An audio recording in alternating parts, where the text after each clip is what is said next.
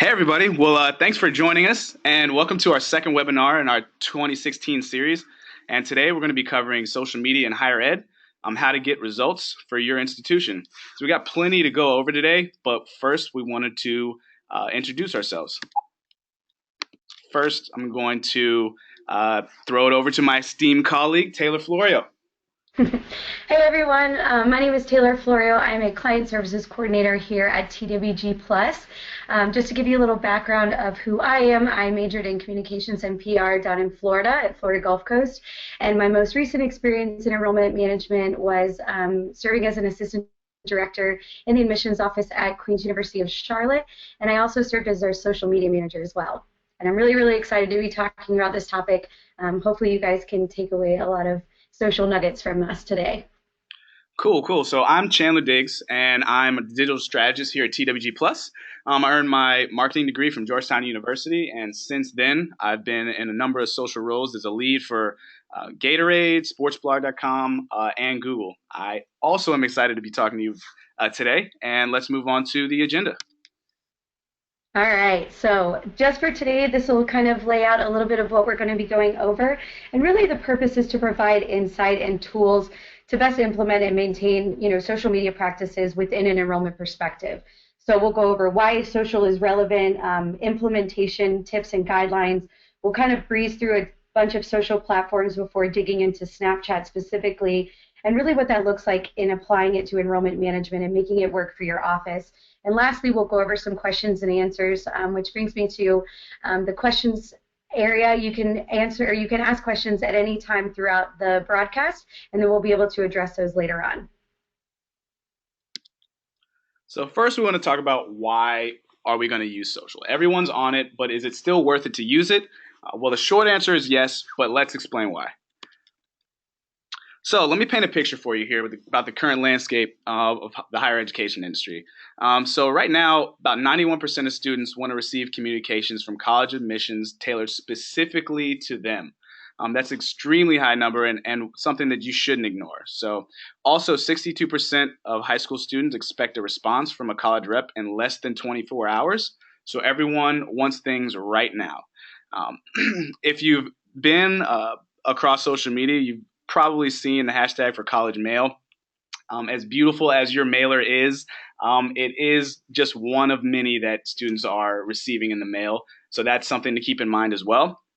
And also, yield rates have been declining for over a decade. So how does that apply to enrollment management? I think the biggest key to this is finding the balance between adaptation and strategy. So really figuring out how to adjust recruitment efforts as new platforms grow, as such as social media, and really having a good plan in place to execute it well.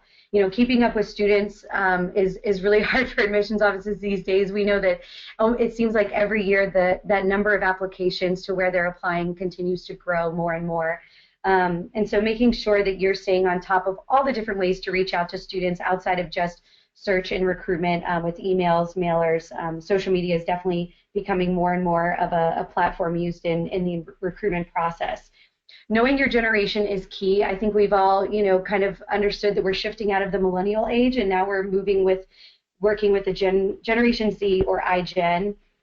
Just to kind of give you a little bit of background around them, the age range is they were born between the years of 95 and 2012, which means they were born when Google began and hadn't even left elementary school before Facebook was created.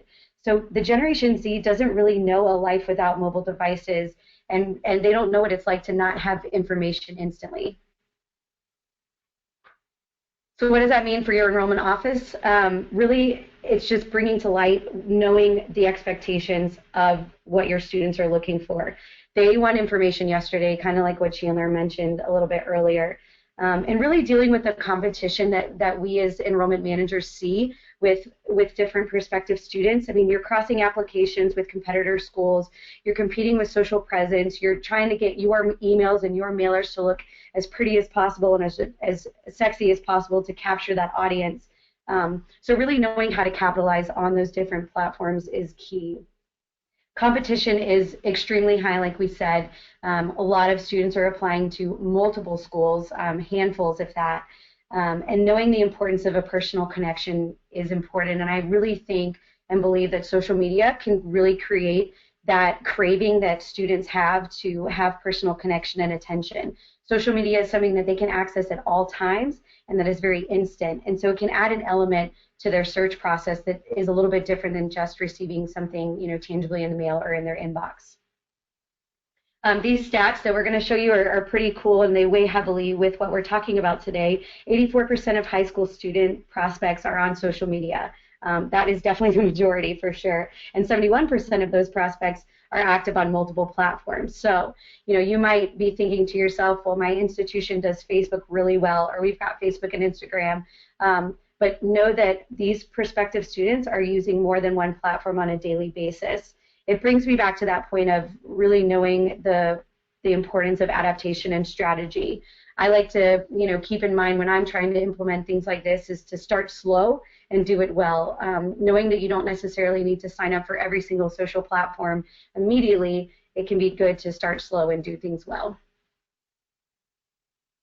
Okay, so how can social help based on the landscape that we described just now? So one of the ways that social can help you is engagement, specifically combating the summer melt. Now, in these summer months, engagement tends to dip a little bit, but with the social media, you're always connected to these students, and you can engage with them over these summer months. Also, you can create communities and generate some organic excitement within these communities. This is the type of excitement and organic engagement that you can't pay for, that social only uniquely provides. Again, with the importance of personal connection, social media allows you to directly connect with your audience, and arguably most importantly, it'll help your school keep you top of mind against all the clutter in the college mail. So here's a few best practices that are platform agnostic that you should always keep in mind when you're generating your content strategy for social. So the first thing is you want to be accessible. Now this means to let the students initiate. You should always remember that it's their turf. So a recent study said that over 70% of admissions officers thought that students wanted to be contacted through Facebook and Twitter, but the caveat here is that students want to initiate the contact. So the takeaway would be to be there when they want you and not necessarily the other way around. You also want to engage with influencers. This is a real opportunity that I see in the higher ed industry. I feel as though some schools could really be taking advantage of influencers in their networks to increase their engagement. And when you think about influencers, you can think about companies or brands that are trying to recruit your students on campus that may have a large following, maybe some famous or notable alumni from your university could also be influencers that you could engage with on your social accounts. Also, you want to show some personality. No need to be robotic, but you also want to make sure you're authentic. These kids will be able to sniff out if you're not being genuine and real with them, and it can be detrimental to your strategy as well. So I also wanted to mention that you should be there for what I like to call the acceptance euphoria. You can't really pay to have anyone that excited about your school or your brand.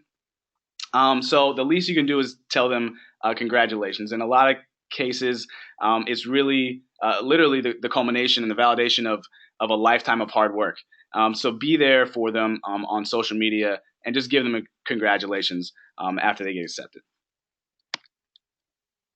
All right, so implementing this in your institution, I know that hopefully the reason why a lot of you are sitting in on this webinar today is because you either are actively pursuing social media platforms as it relates to recruitment and retention, or you might be recently charged with the task of setting it up within your admissions office.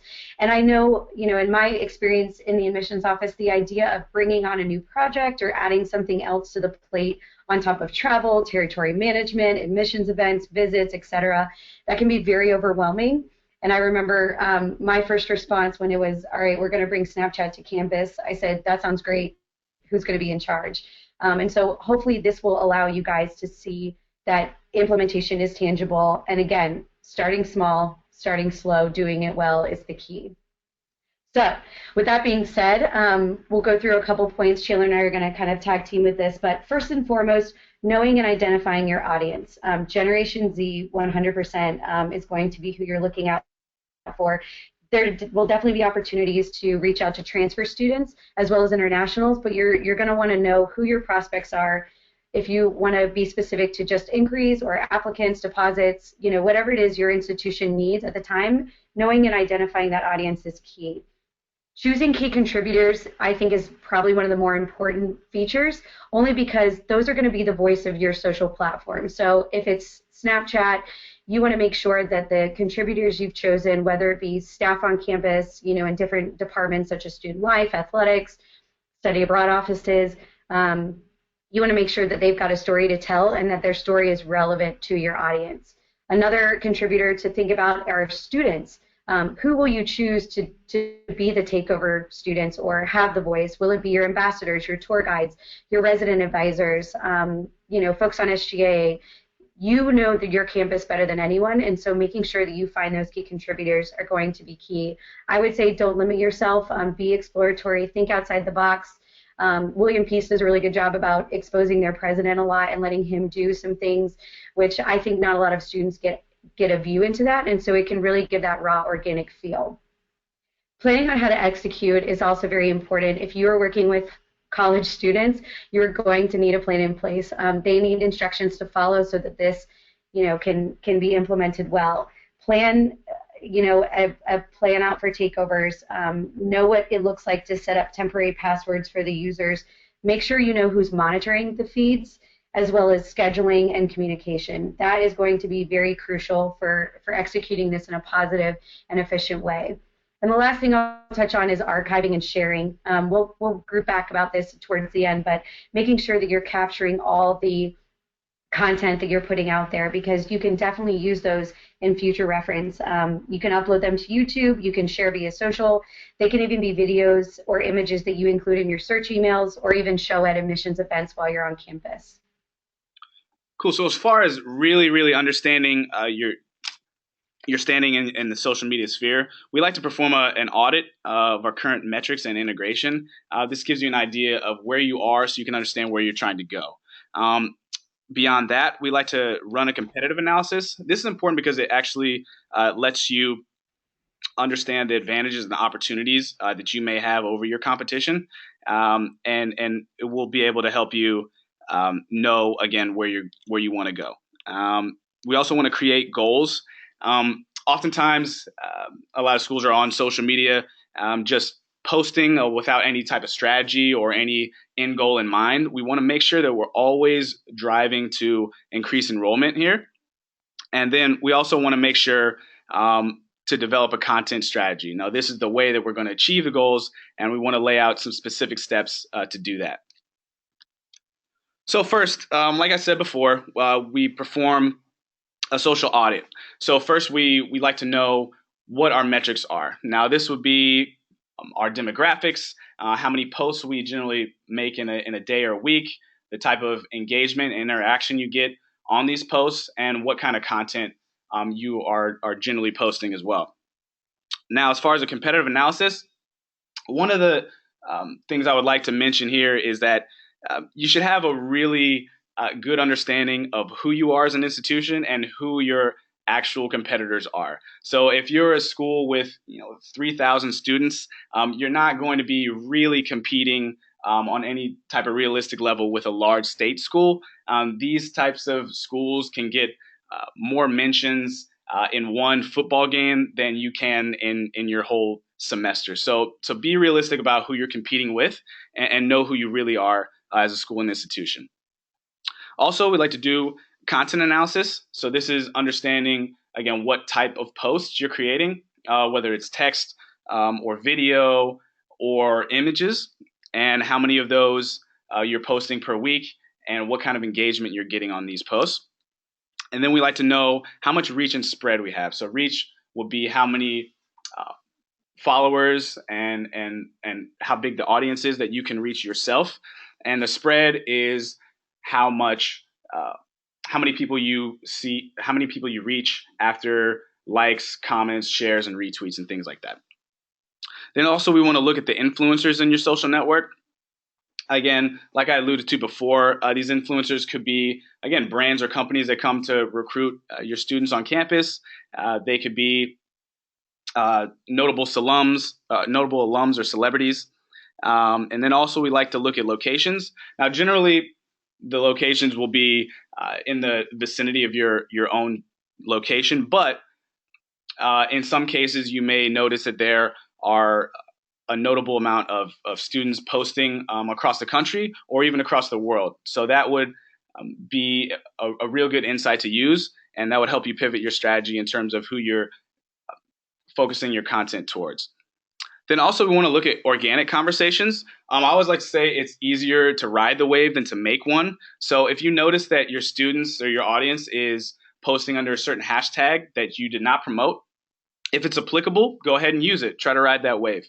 You want to make sure you're on top of the conversations that are happening about your institution so you can integrate that into your strategy as well. So after we look at the audit, we like to look at the goals, the strategies, and the tactics of how to make this actually happen. So again, like I said before, we want to make sure that we keep the ultimate goal in mind, and that's to increase enrollment. And now, while we can directly track clicks to digital properties from social, other ROI measures aren't as traditional, and they're not as much a straight line as traditional metrics. So, for instance, you might get as granular as seeing how many students enrolled after you responded to their social posts. And again, that kind of goes back to the personal connection that we were really emphasizing before. So another way to help get us there in terms of increasing the enrollment would be to increase the engagement across all the social channels.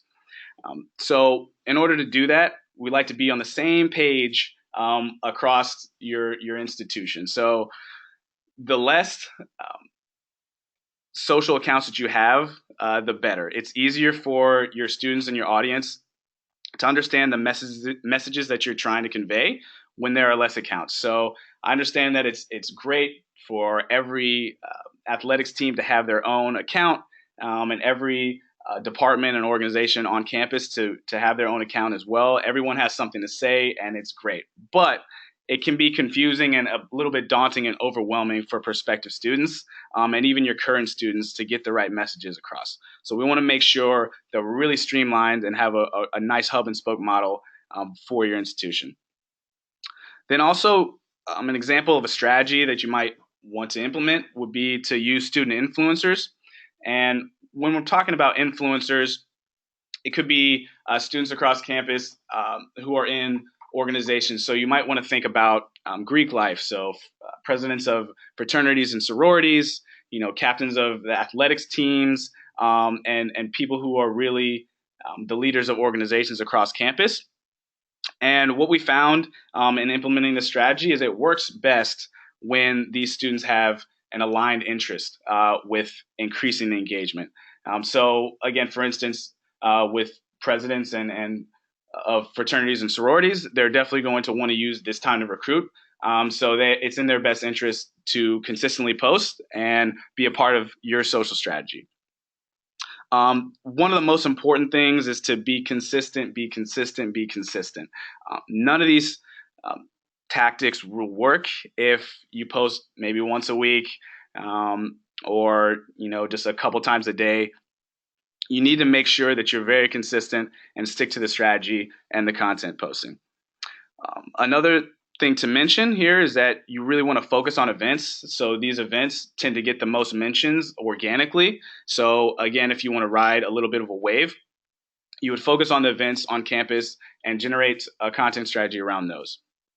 And finally, and most importantly, you want to measure to understand where you've been, where you're going, and how you can track your goals. So now we're going to move on to some of the social platforms, and these platforms might be a little more familiar to you, but we wanted to provide a little bit of insight on these as well. So we're going to start off with Facebook. There's been a lot of talk recently about how Facebook is on the decline, but when it comes to college research, that's really not the case. It's still the top platform for student research when high school students are looking and researching their colleges. So again, with Facebook, you want to make sure that you're focused on conversations. So think customer service and the concept of being there when they want you, like I mentioned earlier. You also want to make sure that you're looking at the insights and the analytics to understand which posts perform best and where you can improve.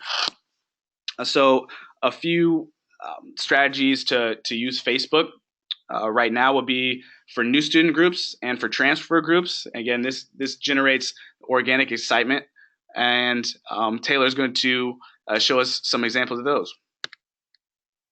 Yeah, so here we have two examples of a new incoming class Facebook group, and the one on the top is a closed group, and the one on the bottom is a page. So hopefully you guys know the difference between that. A closed group is something that you have to be added into, and it doesn't, it requires an approval process, whereas a page is something that you like, and anyone who wants to can like the page and receive notifications. I really think it just depends on the type of institution that you are, on whether or not you should have a closed group or an open page. A lot of schools I've seen will have a page for all accepted students, and so any student who's admitted to the university is encouraged to like the class of 2020 page so that they can get constant updates with what's going on, maybe some accepted student stays events, when scholarship events are happening, etc. Now for the closed group, I've more seen this with smaller institutions. The example that we used is Queen's University in Charlotte, North Carolina. They're a smaller school, and really I think what their goal was to do is create more of an intimate environment within the incoming class so that the incoming class of 2020 could really focus on getting to know each other. Another thing that I'll mention is, even though Facebook is something that millennials and Generation Z don't use often, they're still going to it for information. So make sure that when you produce your banner or the image that you use to create the group or the page is that you're promoting your social channel. So you'll see at the top, Queens has also put their admissions website as well as the hashtag that they want folks to use on social channels. So that's an easy way to just encourage and promote your other channels within one platform. Great, so we're going to move on to Twitter here and some best practices for using this platform. So first off with Twitter, you definitely want to be timely. It's the most current and real-time platform that we have right now. And then also we want to make sure that we're using a lot of images. So content with relevant images get 94% more views than content without relevant images. So you want to make sure that you're using a lot of imagery and not having too many text posts in a row. So we also want to make sure we're using specific hashtags for classes and events so we can aggregate all of that content and monitor those mentions for specific events and the incoming classes that you have. And again, we also want to respond to the acceptance euphoria. As you can see, the Nintendo kid right here is pretty excited. That is literally the level of excitement that some of these students have after they get accepted to your institution, and they're going to be tweeting about it. So as they tweet about it, make sure you get a handle on that, tell them congratulations, and that could go a really long way in terms of their enrollment process. You can't really pay for that kind of excitement, so don't leave them hanging. Like I said before, so we want to monitor your mentions. So this is the back end of one of the tools that we like to use, Nuvi. And as you can see, there are about 23 mentions for this particular snapshot.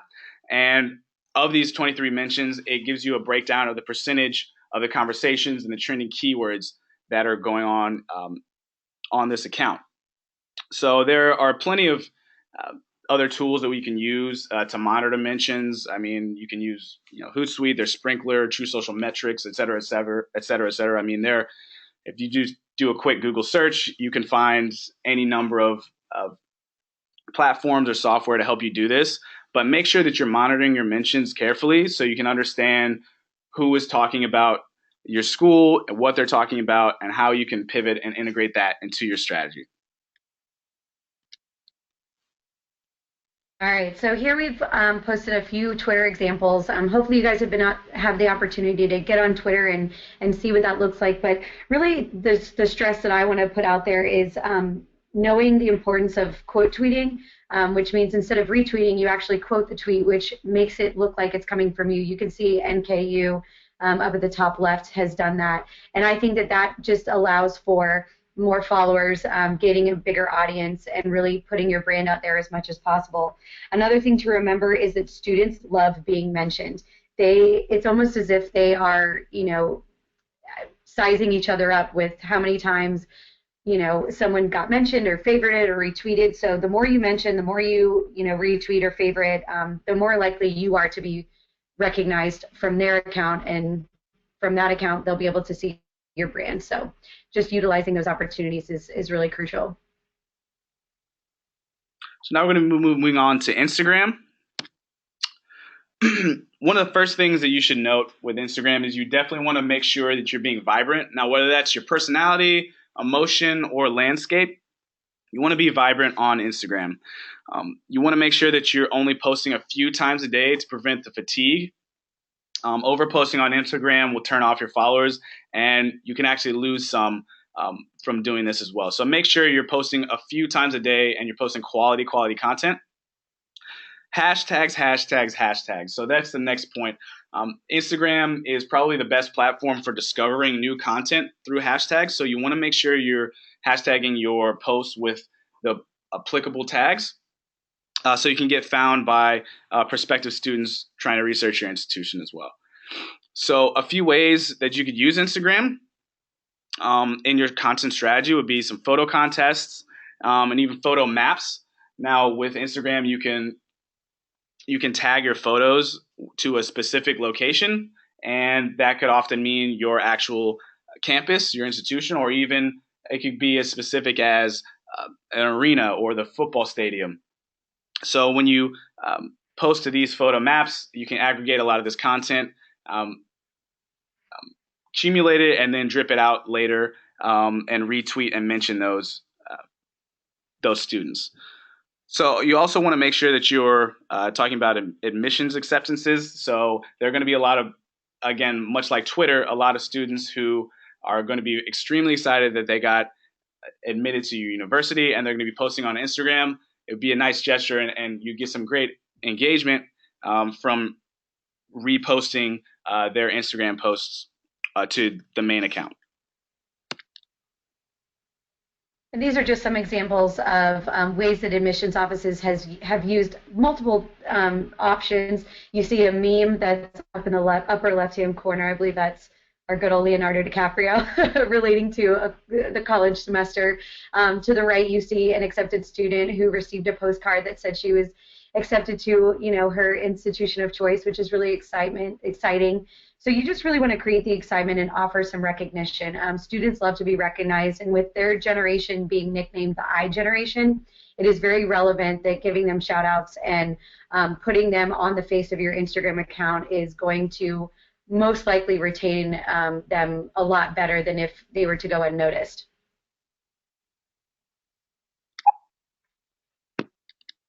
So now we're going to move on to more of the meat of the presentation, and the newer platform here with Snapchat, and maybe a little less familiar to you, but so we really want to give it give you some good insight based on what we've seen in the higher ed industry. So Snapchat, if you don't know already, it's a mobile app, and the real big feature of Snapchat is that it has disappearing messages. So you're thinking probably, why should I even bother? It has disappearing messages. Like, I have enough on my plate as it is. Well, we're going to tell you why it would be beneficial for you to use Snapchat. The first thing is millennial teens consume information 2.5 times faster than their older counterparts, and that's according to Facebook. And in addition, from the same study, it's shown that even a 3-second message sent to this demographic has a significantly higher retention rate. Now, I know we've been talking about Generation Z, but also this is really applicable to retention and transfer students as well. So why do we want to use Snapchat? Here are just some numbers behind why you should. There are 30% of millennials access Snapchat regularly, and over 100 million daily active users are on the platform. And again, like I just mentioned earlier, it's great for transfer and retention students, because 77% of college students use it daily. So it's a great way to get messages out there and to really engage with the students on your campus. So again, in short, why do you want to use Snapchat? Because you want to have engagement and retention. All right, so I have included a lofty list of examples of how Snapchat can be applied to the admissions recruitment process as well as a retention tool for yield or summer melt or even retaining those students once they're on campus. I'll briefly go over some of these and give you some examples. Takeovers are huge. Staff takeovers can be a great way to show students that may be looking at your institution a little bit of an organic insight into what's going on campus. You think about your students who are out of state or maybe in a farther place where they can't necessarily come to all of your admissions events or haven't been to campus for a visit yet. This is a great way for them to get a sneak peek into what it would be like to attend your institution. So having different departments taking over, student life is a huge one, right? When students think about what institution they're going to, they want to know if you have the program that they offer and what student life is going to be like. They're about to call your school home for 4 years. So they want to make sure that they're going to be offered a lot of different opportunities to really thrive and grow as a person, as a student as well. Using weekly themes is great. We've all seen, the silly Throwback Thursdays, Man Crush Mondays, et cetera, et cetera. I encourage you guys to run in with those and really find your own way to expose those different weekly themes within your Snapchat stories. Athletics. I don't think I need to explain that anymore. I mean, there's something about rallying behind a group of people, especially when you know it's your home team. Getting behind a winning team who's making it to the playoffs, or if there's a championship game, that creates a lot of excitement in itself. Excuse the phone ring. I'm just going to let that happen. There's a lot of excitement that comes around athletics, and so showing the students what life will be like as a student at your school as it relates to athletics can be really, really fun. If your campus is nestled in a city or maybe has some really cool town around it or is close to a downtown area, I would say capitalize on that. Students want to see that there's going to be things to do off campus as well. Not every prospective student wants a enclosed environment, and they might want a little bit of a bigger city feel. And so if your campus has that, I would say capitalize on those efforts and really show them what it looks like to be a student both on and off campus.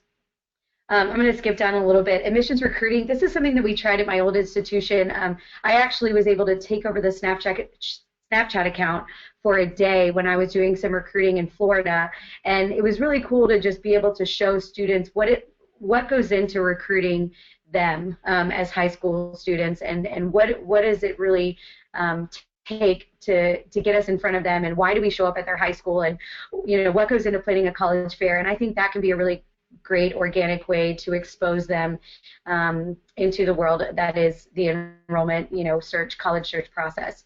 Questions and answers is huge because, again, the instant gratification. If I'm a student following, XYZ institution on Snapchat, I have a question about my application, deadline. I can quickly ask that via Snapchat, and they can respond immediately.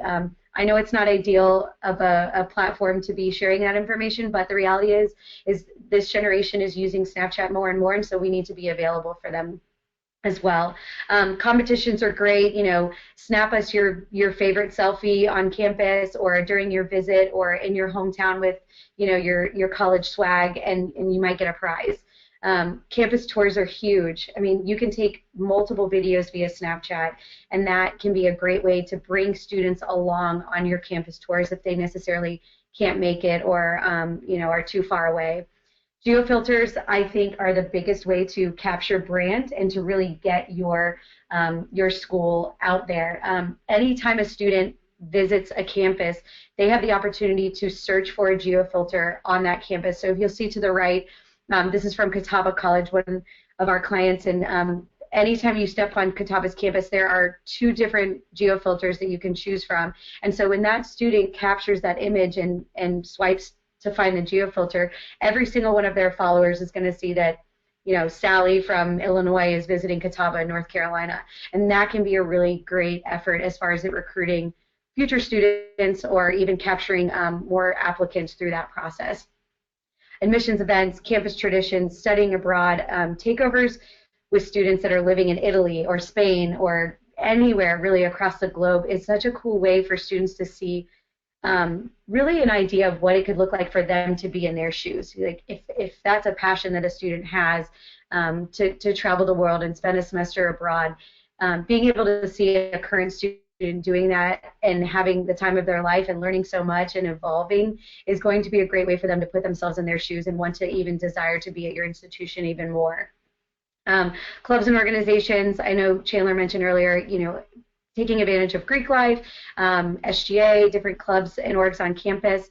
I would say anytime you have an admissions event, you absolutely should be capitalizing on that, videotaping it, snapping it, capturing that story as much as possible. And then last but not least, faculty takeovers. I know that some students, anytime they hear the word professor or class or lecture, it kind of is almost a trigger words for them to kind of zone out and not really pay attention. But if you have faculty members who are passionate about recruiting future students and retaining them while they're on campus, I would highly recommend taking advantage of letting them take over for the day and showing these students just a little bit of insight of what does it look like to be in a classroom at your school. If you have small class sizes and that is something that you sell over and over to prospective students, then why not show them what it looks like to be in the classroom for a day? Those are some things that I would recommend and that I've tried at previous institutions and with my experience. So there's more to that, but this gives you a good running list to start out with. And then this next slide just shows a little bit of some of the examples. This top one is a couple screenshots of the progression of a student takeover from Michigan. And you can kind of see her getting creative and advertising that she's going to be on Snapchat. So that's another great way to add some followers. If you know that a student is pretty, heavily involved and well known on campus, you'd be surprised how many followers you can gain in a day if they make the announcement that they're taking over. And then you can kind of see, you can create GIFs, you can kind of get creative with it, and anything that you see on Snap, you can take a screenshot of and use it in future reference.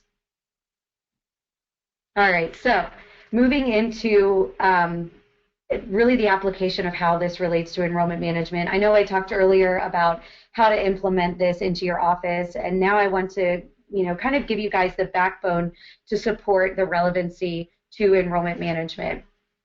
And so when applying to the enrollment management aspect, sorry, can you go to the next slide, Chandler?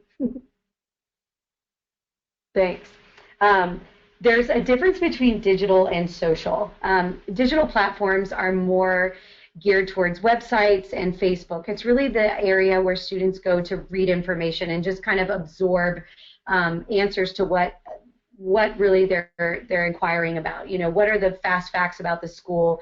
Do they have my major? Where is it located? Things like that. Now the social platform is more of your Snapchat, Instagram. It's where they are wanting to engage and they want to start the conversation themselves. So knowing the difference between the two can be very important, and I think relates specifically to the folks that work in admissions offices and enrollment management. And knowing that mobile usage is rising amongst the iGen is very important. Their expectations for mobile access is huge. They want to make sure that the second they grab their handheld device is that they can get anything that they want to know. And so if you are not available to them in that platform, you are most likely to lose their engagement or their attention. So this just brings even more urgency to the idea of maybe not signing up for every single social media platform, but knowing which ones you need to be on and knowing how to do those well. 3 in 5 students access college sites on mobile devices on a weekly basis. So that, again, if you need any sort of backbone information as to why this is relevant, it's because majority of our prospective audience are using their mobile devices, on a daily basis. Instant gratification is huge.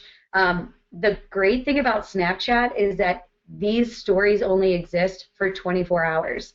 So the idea of, if I don't check this, often throughout the day or at least before I go to bed, I have the opportunity to miss out. And this generation is really, really big on not missing out. We joke around with the, acronym FOMO, but that is very much a real thing with this generation. If they feel like they are missing out on something, it just gives them the opportunity to crave it more. And so if you are able to give them that instant gratification in the sense of daily Snapchat stories, or multiple Instagram posts, or whatever it may be, that is going to give you the opportunity to complement that frequency with your enrollment numbers. And then lastly, just really knowing the guidelines that need to be set. If you are going to be using contributors across campus, whether it be staff, faculty, or students, you've got to make sure that the guidelines are set for everyone so that you can be on the same page. I specifically worked a lot with students, and so it was easy to kind of set the tone for them and letting them know the purpose behind what we were doing. This is going to serve a purpose in the sense that we want to show our prospective students a window into the culture here on campus, and we want to give them, the idea of accessibility to something that they may not be able to get through the publications that they receive, the emails that they're getting, or the visit to campus that we all know is scripted tours and well thought out and executed events. This is just a way to kind of create an organic window. And so telling them not what to do is very important. You would be surprised. A lot of people need things written out clearly to know where they should go and where they shouldn't. So reminding them that self-promotion is not an option. This is not the opportunity for them to exploit themselves as, XYZ student, but it's more or less to encourage the promotion of the institution. Don't tell them and encourage them not to have self-promotion of their own interests. So if they're really against Greek life, that should not be shared on their takeover story. It shouldn't matter what they're interested in. It should be about the institution as a whole. Obviously, you need to steer away from alcohol, nudity, drugs, profanity, crude gestures, things like that, and really just staying away from any negativity that will shine a negative light on the institution itself. I know for the institution that I recently was at, the honor code was a very, very big thing, and so maybe reiterating to them that this is a part of the honor code, and if you break that, then you're breaking the honor code, and you'll have to, address the honors council for that. And so putting that weight on them gives them more ownership to be responsible. And then just on the counterpart of that, what to do. This is also a really good idea of laying out what exactly you are expecting from them. Guidance and examples, but encouraging them to be organic. I would encourage you to sit down with your team and make a list of things that you would want them to put on the feed. Encourage them to wear your college's gear. You want branding opportunities as much as possible.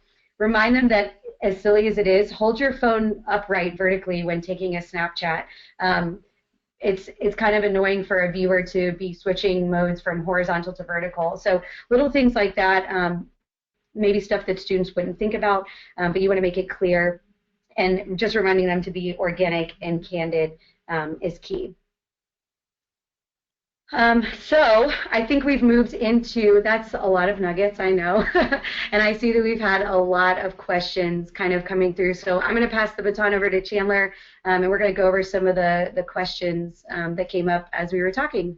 Yeah, awesome. It seems like we had a few questions come in from the audience. So based on the fact that we just got finished with Snapchat, and I know that a lot of schools are really terrified of rogue students getting on their accounts and things like that. So we have a question for Taylor. I'm going to lay this one up for you from Kelsey. Is there a way to block students from responding on Snapchat simply based on potentially getting unacademic and inappropriate messages? That is such a great question, and yes, the way that I've experienced it work is you give the student that's taking over a temporary password and username. The great thing about Snapchat is that as soon as someone else logs into the account, whoever's the current user immediately gets kicked off. So that's why I think I mentioned earlier, knowing who is going to be monitoring the takeovers. If you know that, I'm going to just use Sally again. If Sally's student is taking over the Snapchat account and you are constantly watching her feed, if something were to go awry, you can immediately log her out of the account, and you actually have the authority and ability to delete any posts that were put up. So yes, I would recommend making sure that you know who is monitoring your feeds and making sure that you can take quick action when something does go awry. Cool. So our next question is about Periscope. So what do you guys think about Periscope via Twitter? And I'll just take that one. I think Periscope, again, it's a new hot app right now. There's no way of knowing whether it's going to have any staying power, much like Meerkat, RIP. But Periscope is actually backed by Twitter. And for those of you who don't know, it's live streaming from your mobile phone. So that can be used in a few different ways. You could have some good campus tours. I know that MIT had some good campus tours that they used through their Periscope account that worked really well. You can also do that for live interviews or breaking news across campus. So I would say go ahead and experiment. Don't be afraid to try some new things with Periscope. It's relatively new, so it's really up to how creative you want to get with it. But much like Taylor had been mentioning through the presentation, you want to make sure you start off small in bite-sized chunks and make sure it's really aligned with your social strategy in general. So yes, go for it. Let's see. I'll add something to the Periscope as you kind of sift through the other questions. I think there is something to be said about a live campus tour. I know as my time as an admissions counselor, I had the farthest geographical territory you could possibly imagine from my institution, and so really wanting those students to get the opportunity to be on campus. You can actually get those tweets scheduled ahead of time that say, hey, every day, Monday through Friday at 10 and 2, we're going to be doing a live campus tour. Follow us on Periscope and you'll get the alert. And students can then, follow that feed and be able to see your campus tour. So there are some definite benefits, but again, knowing how to manage it and how to do it well is key.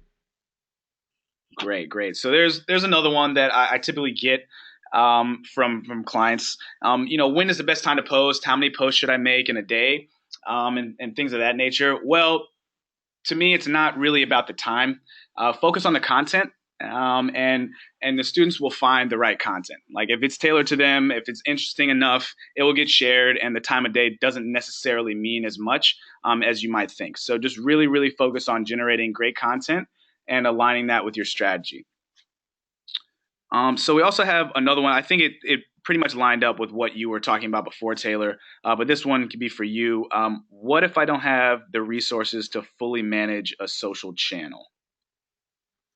Yes, I know that feeling well. I think there is a strong there's a strong need for a really like taking a seat back and really just looking at why you are wanting to get on social.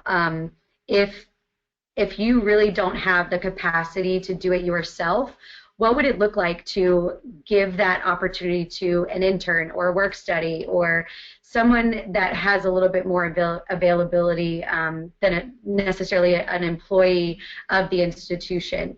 I know the idea of entrusting students with that much power can be a little scary, but I will speak from experience that it is possible to have students managing accounts like that.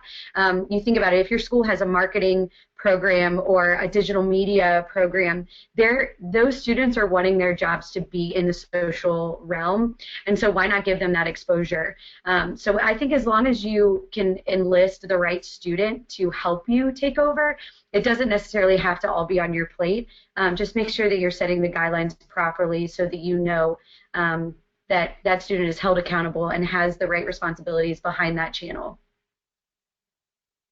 Awesome. So we're going to take one more we have from the audience, and it looks like it is, what are the programs you all use for analysis for the different social media sites? Like I said, a simple Google search will, turn back a ton of results, and it's really about finding what you would like to use best. But like I said before, the analysis that you saw from our social audits, that comes from Nuvi.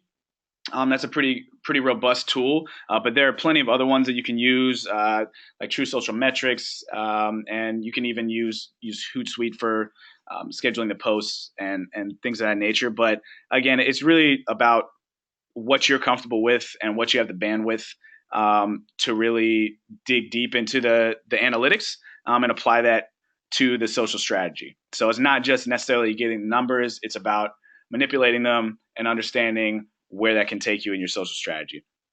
So those are all the questions that we're going to take for right now.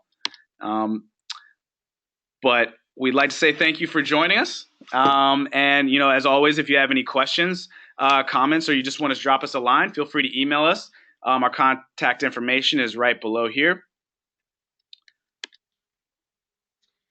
And just real quick, I wanted to let anyone know who's a part of the SACAC environment. I'm going to be co-presenting with another person from UNC Charlotte as well as Vanderbilt University on this topic of social media and as it relates to recruitment. It will be different than what we've gone over today. So if any of you are attending the conference, please feel encouraged to join in on the conversation. Find me, email me. We can talk about it. And I'll let Chandler introduce our next webinar. Awesome. So if you enjoyed what you heard here, feel free to join us on Wednesday, March 16th for our next edition in our webinar series. It's Student Search, Change the Conversation. And our resident recruitment experts, Scott Novak and Jeff Bennett, will show you how to find the right students at the right time. And there's a little bit of a hint. It's not about how many names you buy. So they're going to go over how to identify quality prospective students, how to implement digital search techniques, and how to build and market to various personas. So we'll hope you'll join us for that. And thanks for joining us today. Hope everybody has a great rest of the week.